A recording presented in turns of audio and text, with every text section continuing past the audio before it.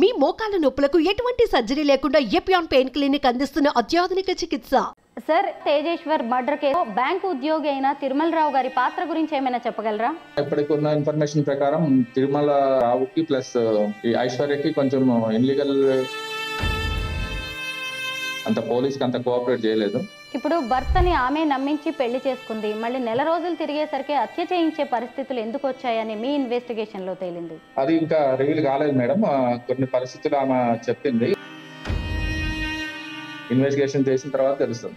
Tejeshwar dead బాడీని మీరు చూసే ఉంటారు కదా, ఆయన్ని ఎలా మర్డర్ చేశారు అనేది మీకు ఏదైనా ఇన్ఫర్మేషన్ ఉందా దానికి సంబంధించి? అసలు డాక్టర్ రిపోర్ట్ ప్రకారం madam Tejeshwar first thread cut చేయడం జరిగింది.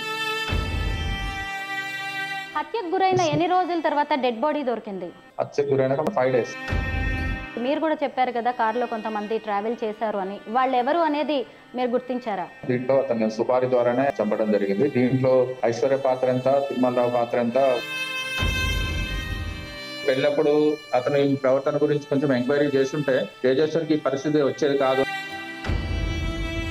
సుపారీ గ్యాంగ్ వాళ్ళలో ఎవరినైనా అదుపులోకి తీసుకున్నారా సార్? మీకు త్వరలో వివరాలు వెల్లడిస్తాం. అందరికీ నమస్కారం, నేను Swarupa Putlapalli. Welcome to Suman TV. Meghalaya honeymoon murder case తరహాలోనే తెలంగాణలో మరో కేసు చోటు చేసుకుంది. గద్వాలకు చెందిన సర్వేయర్ తేజేశ్వర్ను సొంత భార్యే సుపారీ గ్యాంగ్ తో హత్య చేయించింది. బ్యాంకు ఉద్యోగి అయిన తిరుమలరావుతో అఫైర్ కారణంగా ఆమె సొంత భర్తనే అడ్డు తొలగించుకోవాలని అనుకున్న వైనం హత్య చేయించిన విధానం ప్రతి ఒక్కరిని కన్నీళ్లు పెట్టిస్తోంది.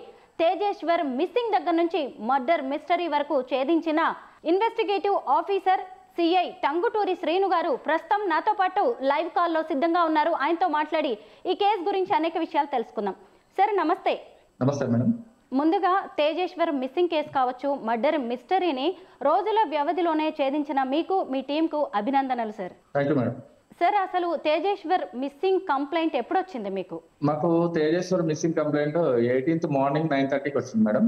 మిస్సింగ్ కేసు పెట్టినాం మ్యాన్ మిస్సింగ్ లో. యాక్చువల్లీ వాళ్ళ ఫ్యామిలీ వాళ్ళు కూడా ఎవరు పెద్ద సస్పెక్ట్ చేయలేదు, దీని వెనక ఏమన్నా ఉండొచ్చు అన్న కోణంలో వాళ్ళు ఏం సస్పెక్ట్ చేయలేదు. బట్ మా బ్రదర్ యాక్చువల్లీ అతను ప్రైవేట్ సర్వేయర్ కాబట్టి సమ్ టైమ్ ఇతను వేరే విలేజ్ లోకి వెళ్ళి సర్వే చేసి వచ్చడానికి టైం పడుతుందని చెప్పాడు ఇంట్లో కూడా. బయటకు వెళ్ళిన అతను మళ్ళీ ఈవినింగ్ రాలేదు, నైట్ వరకు రాలేదు. మార్నింగ్ 17th రోజు మార్నింగ్ 9:30కి వెళ్ళిన అతను 12 o'clock ఫోన్ స్విచ్ ఆఫ్ అయిన తర్వాత మళ్ళీ మార్నింగ్ వరకు కూడా అతను ఫోన్ స్విచ్ ఆఫ్ లోనే ఉండటం, ప్లస్ అతని నుంచి ఎలాంటి కాల్స్ రాకపోవడం వాళ్ళకి అనుమానించి మార్నింగ్ 9:30కి కంప్లైంట్ చేయడం జరిగింది. ఈ కంప్లైంట్ మీద మా ఎస్ఐ గారు కేసు రిజిస్టర్ చేసి ఇన్వెస్టిగేషన్కి వెళ్ళాడు. వెళ్ళిన తర్వాత వాళ్ళ ఫ్యామిలీ వాళ్ళని వాళ్ళందరినీ మనము ఎంక్వైరీ చేయడం జరిగింది. వాళ్ళు కూడా ఎలాంటి అనుమానం ఫస్ట్ లో అయితే వ్యక్తం చేయలేదు. తర్వాత మేము ఇన్వెస్టిగేషన్ లో భాగంగా అతని బైక్ ని లోకల్లో కృష్ణారెడ్డి బంగ్లా అనే ఒక ప్లేస్ దగ్గర అతను బైక్ పార్క్ చేయడం చూసినాము. పార్క్ చేసిన తర్వాత చుట్టుపక్కల ఉన్న కెమెరాలను మనం సెట్ చేసినప్పుడు స్విఫ్ట్ డిజైర్ కార్ ఒకటి వచ్చి అక్కడ ఆగిన తర్వాత తేజేశ్వర్ తన బైక్ ని అక్కడే పక్కన పెట్టేసి ఆ కార్ ఎక్కిపోవడం గమనించినాం. జనరల్ గా సర్వేకి వచ్చే వాళ్ళు ఎవరైనా ఎక్కిపోయారేమో అనుకున్నాం. తర్వాత ఆ కార్ నెంబరు అక్కడ కాకుండా వేరే కెమెరాలో కార్ నెంబర్ తీసుకోవడం జరిగింది. ఆ కార్ నెంబర్ ద్వారా ఆ కార్ ఓనర్ మహేష్ అని కర్నూలు, అతను వెహికల్ నెంబర్ తెలుసుకొని పిఓ గారిని అడిగి ఓనర్ కి మాట్లాడిన కార్ నెంబర్, ఒకసారి కార్ అయితే నాదే, నేను ఒక పర్సన్ కి రెంట్కి ఇచ్చాను, ఒక 15 days అయింది సార్ అని చెప్పడం జరిగింది. తర్వాత అతని నెంబర్ కూడా తీసుకున్నాము. అతనికి కాల్ చేసినప్పుడు ఆ ఫోన్ స్విచ్ ఆఫ్ వచ్చింది. ఆ తర్వాత మాకు డౌట్ వచ్చి కార్ ని ట్రాక్ చేసుకుంటూ వెళ్ళాము. కార్ ఫస్ట్ గద్వాల దాటిన తర్వాత ఎర్రవల్లి చౌరస్తా నుంచి పెబ్బేరు వైపు పోవడం, పెబ్బేరు నుంచి తిరిగి మళ్ళీ రిటర్న్ వచ్చింది. రిటర్న్ వచ్చినప్పుడు కూడా మాకు ఇక్కడ పుల్లూరు టోల్ గేట్ లో ఆ కారు మళ్ళీ పాస్ కాలేదు. పుల్లూరు టోల్ గేట్ ఎందుకు పాస్ కాలేదని ఒక డౌట్ కూడా ఉండే. ఆ తర్వాత మళ్ళీ కర్నూలు వెళ్ళడం, కర్నూలు దగ్గర వెహికల్ ట్రేస్ కావడం, కర్నూలు నుంచి నన్నూరు టోల్ గేట్ దగ్గర కూడా అదే రోజు సాయంత్రం 5:30కి ఆ టోల్ గేట్ దగ్గర ఆ వెహికల్ ట్రేస్ కావడం జరిగింది. దీంట్లో ఇన్వెస్టిగేషన్ చేస్తూ పోయిన ఎస్ఐకి మాకు ఒక డౌట్ వచ్చింది. ఆ ఫోన్ అన్ని స్విచ్ ఆఫ్ ఉంటాం వల్ల డౌట్ వచ్చి అక్కడ చుట్టుపక్కల కన్సల్ట్ పిఎస్ వాళ్ళకు కూడా ఇన్ఫార్మ్ చేయడం జరిగింది. నాకు ప్రాణి ఎస్ఐ గారు 21st రోజు కాల్ చేసి ఇక్కడ ఒక డెడ్ బాడీ ఉంది, మీరు ఒక మిస్సింగ్ పర్సన్ ఎంక్వైరీలో వచ్చారు కదా, ఒకసారి చూద్దురండి అని చెప్పేస్తే మేము వాళ్ళ ఫ్యామిలీ తోటి అక్కడికి వెళ్ళాము. బాడీ కంప్లీట్ డీకంపోజ్ స్టేజ్ లో ఉండే.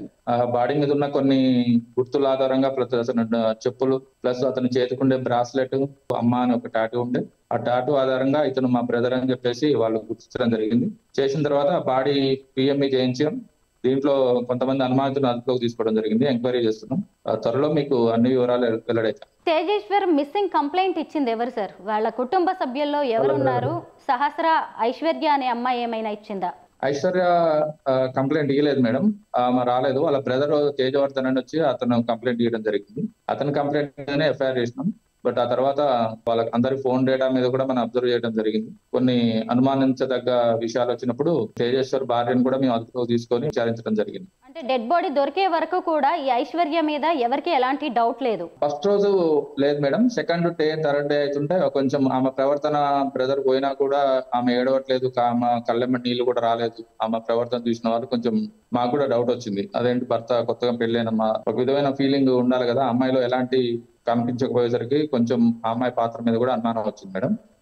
ఎంక్వైరీ చేస్తున్నాం, ఇంకా ఎస్టాబ్లిష్ అవుతారు. ప్రధాన కారణాలు ఏం కనిపించాయి సార్? ఎందుకంటే పెళ్ళైన దాదాపు నెల రోజులకే ఆయన హత్యకు గురయ్యాడు. ఈ హత్యకు కారణాలు ఏంటి అని మీ ఇన్వెస్టిగేషన్ లో తేలింది? ఇంకా కంప్లీట్ కాలేదు మేడం. ఇన్వెస్టిగేషన్ లో మేము కొంతమందిని విచారిస్తున్నాం. ఇంకొన్ని మాకు విషయాలు తెలవాల్సి ఉన్నాయి. తెలిసిన తర్వాత పూర్తి వివరాలతోటి చెప్తాం. సార్, ఇందులో బ్యాంకు ఉద్యోగి అయిన తిరుమలరావు గారి పాత్ర గురించి ఏమైనా చెప్పగలరా? ఇప్పటికి ఉన్న ఇన్ఫర్మేషన్ ప్రకారం తిరుమల రావుకి ప్లస్ ఈ ఐశ్వర్యకి కొంచెం ఇన్లీగల్ ఉన్నట్టు మాకు విచారణ తేలింది మేడం. అతన్ని అదుపులో తీసుకోవాల్సి ఉంది. అతని కదలికల మీద కూడా నిఘా పెట్టినాం మేడం. ఇంకా విచారణలో ఉంది మేడం. ఐశ్వర్యను, ఆమె తల్లి అయిన సుజాతను మీరు అదుపులోకి తీసుకొని విచారణ జరిపితే వాళ్ళు ఎలాంటి విషయాలు చెప్పారు? వాళ్ళు చెప్పిన దాన్ని బట్టి లేదు మేడం. వాళ్ళ ఫోన్ డేటా వాళ్ళని బట్టేసి వాళ్ళైతే కొన్ని వివరాలు మనకి అంత పోలీస్కి అంత కోఆపరేట్ చేయలేదు. ఈ విషయం కూడా మాకు కొంచెం అనుమానాలకు తావిచ్చింది. టెక్నికల్ ఇన్వెస్టిగేషన్ ద్వారానే మేము కేసు ఇన్వెస్టిగేషన్ జరుగుతుంది. ఫోన్ కాల్ డేటా అలాగే చాట్ లో ఏ విషయాలు బయటపడ్డాయి సార్? అవి మీకు త్వరలో చెప్తాం మేడం. తేజేశ్వర్ తల్లిదండ్రులు ఏం చెప్తున్నారు సార్? కూడా విచారణ జరిపి ఉంటారు కదా. తేజేశ్వర్ తల్లిదండ్రులకు మాట్లాడడం జరిగింది మేడం. యాక్చువల్లీ ఇతనికి May 18th కి పెళ్లి అయింది. యాక్చువల్లీ అతనికి February 13th కావాల్సి ఉండే. ఎంగేజ్మెంట్ తర్వాత ఒక 5 days కనిపించకుండా పోయింది. వాళ్ళకి డౌట్ వచ్చి అతనికి పెళ్లి వద్దన్నారు. ఫస్ట్ పెద్దలకు ఇచ్చిన సంబంధమే. బట్ తర్వాతకి February 18th రోజు ఎంగేజ్మెంట్ అయిన తర్వాత లగ్గం కూడా పెట్టుకోవడం జరిగింది. తర్వాత అమ్మాయి ఏదో 5 days ఇంట్లో వెళ్ళిపోయింది, ఎవరికి చెప్పకుండానే. కాల్స్ తోటి వీళ్ళకి ఈ తేజేశ్వర్ వాళ్ళ తల్లిదండ్రులకు తెలిసింది. ఆ తర్వాత వాళ్ళ కొడుకుని కూడా కన్విన్స్ చేసారు, ఆ వద్దు పెళ్లి వద్దు చేసుకోవద్దని. బట్ తేజేశ్వర్ని ఆ అమ్మాయి కూడా కొంచెం కన్విన్స్ చేసింది, నేను వేరే కారణాల వల్లనే పోయినా, నేను ఎలాంటి తప్పు చేయలేదని. తేజేశ్వర్ని అమ్మాయి కొంచెం నమ్మబలికి అతన్ని కాన్ఫరెన్స్ లో తీసుకొని ఈ తల్లిదండ్రులకు ఇష్టం లేకుండానే తేజేశ్వర్ ఒక్కడే వెళ్ళి పెళ్లి చేసుకోవడం జరిగింది. ఇప్పుడు భర్తని ఆమె నమ్మించి పెళ్లి చేసుకుంది. మళ్ళీ నెల రోజులు తిరిగేసరికి హత్య చేయించే పరిస్థితులు ఎందుకు వచ్చాయని మీ ఇన్వెస్టిగేషన్ లో తేలింది. అది ఇంకా రివీల్ కాలేదు మేడం. కొన్ని పరిస్థితులు ఆమె చెప్పింది, వాటిని త్వరలో వెల్లడిస్తాం మేడం. ఆ పరిస్థితులు అవి కాదా అని చెప్పేసి మనం తిరుమలరావు ఇన్వెస్టిగేషన్ చేసిన తర్వాత తెలుస్తుంది. తేజేశ్వర్ డెడ్ బాడీని మీరు చూసే ఉంటారు కదా, ఆయన్ని ఎలా మర్డర్ చేశారు అనేది ఏమైనా గుర్తుపట్టేలా ఉందా? మీకు ఏదైనా ఇన్ఫర్మేషన్ ఉందా దానికి సంబంధించి? డాక్టర్ రిపోర్ట్ ప్రకారం madam Tejeshwar first thread cut చేయడం జరిగింది. తర్వాత స్టాబింగ్ కూడా 2 స్టాబింగ్లు చేశారు. ఆయన మిస్సింగ్ రోజే హత్యకు గురయ్యారంటారా? ఎగ్జాక్ట్లీ మేడం, అతను మిస్సింగ్ రోజే చనిపోయి ఉంటారు. హత్యకు గురైన ఎన్ని రోజుల తర్వాత డెడ్ బాడీ దొరికింది? హత్యకు గురైన 5 days తర్వాత దొరికింది మేడం. కుళ్ళిపోయిన పరిస్థితుల్లో ఉండొచ్చు, ఆల్రెడీ నీళ్లలో పడేసి ఉన్నారు కాబట్టి. అవును మేడం. ఇప్పటి వరకు ఏవైనా ఆధారాలని సేకరించారా సార్ మీరు? తీసుకున్నాం మేడం. యాక్చువల్లీ అతను ఇంట్లోంచి బయలుదేరిన తర్వాత ఎక్కడెక్కడికి వెళ్ళాడు, అతని కదలికలు ప్లస్ అక్యూజులకు సంబంధించిన కొన్ని డీటెయిల్స్ కూడా కలెక్ట్ చేయడం జరిగింది మేడం. మీకు త్వరలో వివరాలు వెల్లడిస్తాం ఇన్వెస్టిగేషన్. సుపారీ గ్యాంగ్ కూడా ఇందులో ఇన్వాల్వ్ అయినట్టుగా తెలుస్తోంది. మీరు కూడా చెప్పారు కదా కారులో కొంతమంది ట్రావెల్ చేశారు అని. వాళ్ళు ఎవరు అనేది మీరు గుర్తించారా? సుపారీ గ్యాంగ్ ఏదైతే ఉన్నది మేడం, దీంట్లో అతను సుపారీ ద్వారానే చంపడం జరిగింది. దీంట్లో ఐశ్వర్య పాత్ర ఎంత, తిరుమలరావు పాత్ర ఎంత, వాళ్ళు ఎంతకి కాంట్రాక్ట్ అనేది త్వరలో తెలవడానికి ఉంది మేడం. ఇప్పటికీ మనం చెప్పడానికి రాదు. వాళ్ళలో ఎవరినైనా అదుపులోకి తీసుకున్నారా సార్? కొంతమంది సస్పెక్ట్లు అయితే తీసుకున్నాం మేడం. డిఫరెంట్ కోణంలో విచారణ జరుగుతుంది. ఒక 4-5 టీములు కూడా దీని మీద పనిచేస్తున్నాయి. అన్ని విషయాలు మీకు త్వరలో తెలుస్తాయి. ఇప్పటి వరకు ఎవరిని అధికారికంగా అయితే అరెస్ట్ చేయలేదా? అధికారికంగా ఇప్పటి వరకు ఎవరిని అరెస్ట్ చేయలేదు మేడం. కొంచెం కేసు విచారణలో ఉంది. కేసు మీద ఒక అవగాహన వచ్చిన తర్వాత అన్ని వివరాలు వెల్లడించడం జరుగుతుంది. సార్, ఈ మధ్య కాలంలో వివాహేతర సంబంధాలు బాగా పెరిగిపోయాయి. పోనీ వివాహేతర సంబంధాలు అక్కడితో ఆగట్లేదు, అవి చివరికి హత్యల వరకు దారి తీస్తున్నాయి, కటకటాల పాలయ్యే వరకు కూడా తీసుకెళ్తున్నాయి, ఎన్నో జీవితాలను, కాపురాలని కూల్చేస్తున్నాయి. ఇప్పుడు ఈ కేసు ఆధారంగా మీరు సామాన్య జనానికి ఏం చెప్తారు, ఇలా తప్పటడుగులు వేస్తున్న వాళ్ళకి? జనరల్ గా మేడం, ఇవి ఇన్లీగల్ కాంట్రాక్ట్స్ అనేవి ఒక స్టేజ్ దాటి వాళ్ళ పరిధులు దాటి లేడీస్ గానీ జెంట్స్ గానీ ప్లస్ సెల్ ఫోన్ డైలీ మాట్లాడుకోవడం, వాళ్ళ మధ్య ఒక బాండోర్ ఏర్పడేసి మీరు లేకుండా ఉండలేనని చెప్పేసి, వీటి వల్ల వాళ్ళ ఫ్యామిలీ తర్వాత ఏం జరుగుతుంది అనేది వాళ్ళు ఆలోచించకపోనేది ఒక మెయిన్ కారణం మేడం. చేసేదే తప్పు. అది కాకుండా మళ్ళీ నేను మర్డర్ చేస్తే ఇంకా పెద్ద తప్పు చేసిన వాడిని అవుతా, ఆ ఆలోచన రాకపోవడం, ప్లస్ ఏం కాదు నేను చూసుకుంటా అని కొంతమంది హామీ ఇవ్వడం, ఆ హామీలతోటి భర్తలు కానీ వీళ్ళు కానీ చంపడం జరుగుతుంది మేడం. దీని మీద కొంచెం పబ్లిక్ అవగాహన పెంచుకోవాలి. ఇన్లీగల్ అఫైర్ అనేది జనరల్ గా తప్పు. ఆ తర్వాత వాళ్ళకి సంబంధించిన రక్త సంబంధం కానీ భర్తలను కానీ చంపడం అనేది ఇక అది చాలా అనైతికంగా ప్రవర్తన. ఇలాంటి ప్రవర్తన జరగకుండా చూసుకుంటే ఈ రోజు కాకపోతే రేపైనా ప్రాబ్లమ్స్ సాల్వ్ అవుతాయి. ఏ ఇంట్లో ప్రాబ్లమ్స్ లేకుండా అయితే ఉండవు. బట్ చిన్న చిన్న ప్రాబ్లమ్స్ కి నాకు పర్మనెంట్ సొల్యూషన్ ఇతను లేకపోవడం అనేది మాత్రము అలా ఉండకూడదు అనేది మా అభిప్రాయం. తేజేశ్వర్ తల్లిదండ్రుల కడుపు కోతను ఎవరూ తీర్చలేరు. ఇప్పుడు వాళ్ళ పరిస్థితి ఎలా ఉంది సార్? యాక్చువల్లీ వాళ్ళ ఫాదర్ కూడా పేషెంట్ మేడం. ఆయనకు ఒక 2-3 years బ్యాక్ యాక్సిడెంట్ అయింది. అతను కూడా లేని పరిస్థితి. వాళ్ళ మదర్ కూడా బందీగానే ఉంది. పోలీస్ పరంగా మేము ఆమె కూడా ధైర్యం చెప్పిన మేడం, ఇలాంటి పరిస్థితుల్లో ధైర్యంగా ఉండాలని. తల్లిదండ్రుల మాట కూడా వినకపోవడం కూడా తేజేశ్వర్ చేసిన ఒక కొంచెం మిస్టేక్ అనుకుంటున్నాం మేడం. అప్పుడు పెళ్ళప్పుడు అతని ప్రవర్తన గురించి కొంచెం ఎంక్వైరీ చేస్తుంటే తేజేశ్వర్కి ఈ పరిస్థితి వచ్చేది కాదు అనేది మా అభిప్రాయం. తేజేశ్వర్ ఎందుకు ఈ ఐశ్వర్యాన్ని ఇంత గుడ్డిగా నమ్మాడు సార్? ప్రేమే కారణమా? ఆ తేజేశ్వరు బాగా ఇష్టపడ్డాడు మేడం. ఆ అమ్మాయి కూడా కొన్ని మాటలు చెప్పడం వల్ల అతను తేజేశ్వరు కొంచెం కన్విన్స్ కావడం జరిగింది. తల్లిదండ్రులు లేకున్నా నీతో నేను పర్ఫెక్ట్ గా ఉండగలుగుతా అనే అమ్మాయి అతను నమ్మించడం జరిగింది మేడం.